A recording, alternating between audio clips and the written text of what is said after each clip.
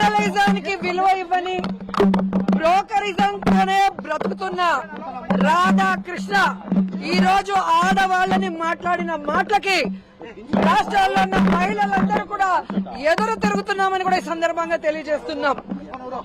ఈ రాధాకృష్ణకి పెళ్ళాం లేదా, కూతురు లేరా? వాళ్ళు వీళ్ళకి గడ్డి పెట్టరా నేను అడుగుతున్నాను. మా కుటుంబాలలో, మా నాయకుల కుటుంబాల్లో ఆడవాళ్ళ గురించి మాట్లాడే అర్హత ఈ పనికి వాళ్ళ రాధాకృష్ణకి ఉందా నేను అడుగుతున్నాను.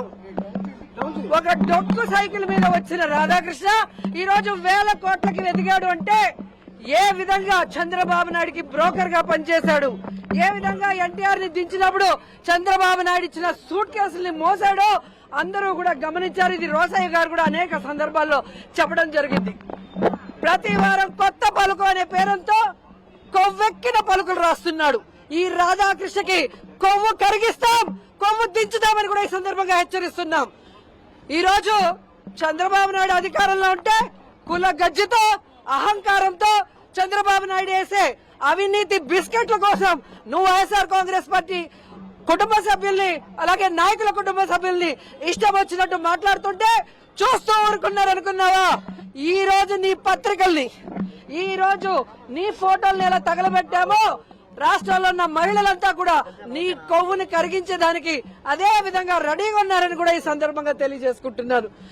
ఈ రోజు రాష్ట్రంలో నువ్వు దోచుకున్న దోపిడీకి, ఈ రోజు నీకు ఇచ్చిన నీ ఆఫీసులకి, అలాగే ఏవైతే చంద్రబాబు నాయుడు ప్రతిసారి అధికారంలో వచ్చిన తర్వాత నీకు కట్టబెడుతున్నాడో వాటిని కాపాడుకోవడం కోసమే చంద్రబాబు నాయుడు రాసిచ్చే రోత రాతల్ని రాయటం, చంద్రబాబు నాయుడు రాసిచ్చే బూతు మాటల్ని రాస్తూ విషపత్రిక లాగా విషం చూపుతున్నాం. ఇది ఇంతటితో ఆపకపోతే ఖచ్చితంగా మహిళలందరం నీ కొవ్వు దించుతామని కూడా రాధాకృష్ణ హెచ్చరిస్తున్నాను. రాధాకృష్ణ కూతురికి, చంద్రబాబు నాయుడు భార్య భువనేశ్వరి గారికి, నారా లోకేష్ భార్య, అలాగే ఎవరైతే పవన్ కళ్యాణ్ భార్య, అలాగే మంత్రులు, ఎమ్మెల్యేల భార్యలను హెచ్చరిస్తున్నాం. మీరు మమ్మల్ని తిట్టిస్తే మాకు తిట్టడం చేత కాదనుకుంటున్నారా? మాకు సంస్కారం అడ్డొస్తుంది కాబట్టి, చదువుకున్న వాళ్ళం, విలువలు తెలిసిన వాళ్ళం కాబట్టి ఈ రోజు మేము ఇంతవరకు మీకు హెచ్చరిస్తూ వదిలేస్తాం. కానీ ఇక మేము మొదలు పెడితే మీరంతా బయటకు కూడా అడుగు పెట్టలేక సిగ్గుతో చచ్చిపోతారని కూడా ఈ సందర్భంగా తెలియజేసుకుంటున్నా. ఇంకొకసారి మహిళల గురించి తప్పుడు రాతలు రాసిన, మహిళల గురించి తప్పుడు ప్రసారం చేసిన, లేదా మహిళల గురించి ఇష్టం వచ్చినట్టు వాగితే మాత్రం ఆంధ్రజ్యోతి ఆఫీస్ నే తగలబెడతామని కూడా ఈ సందర్భంగా హెచ్చరిస్తున్నాం.